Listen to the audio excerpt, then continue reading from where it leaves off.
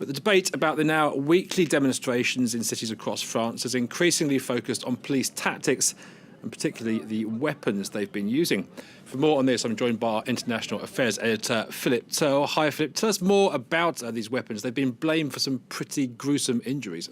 Well, they have. And one of the big complaints about these weapons is that they have, in fact, hit people and made them go blind in one eye.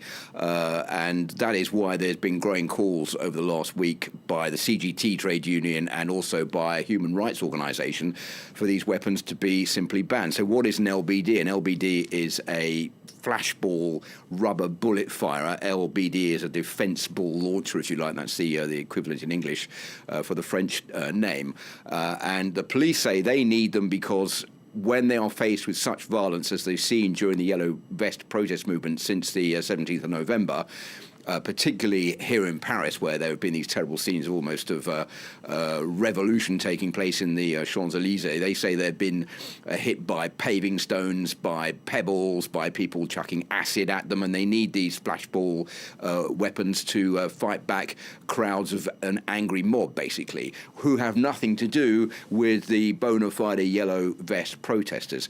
The Human Rights League doesn't hear it quite that way. They say France has the most lethal weapons which can be used by the police of any European country, and they don't need to be firing rubber bullets at protesters. They need to be able to bring them under control some other way.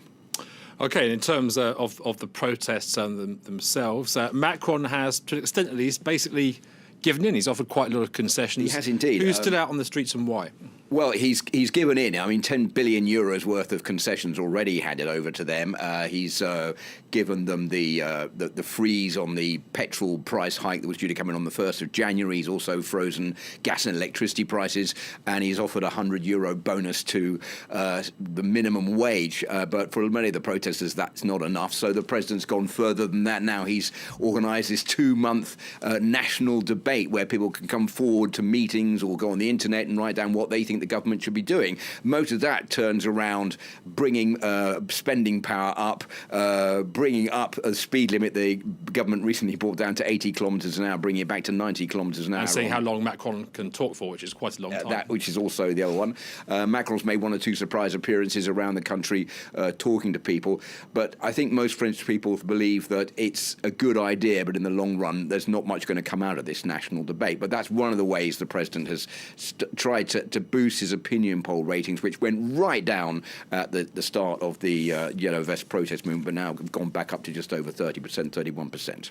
Philip Turl, thank you very much.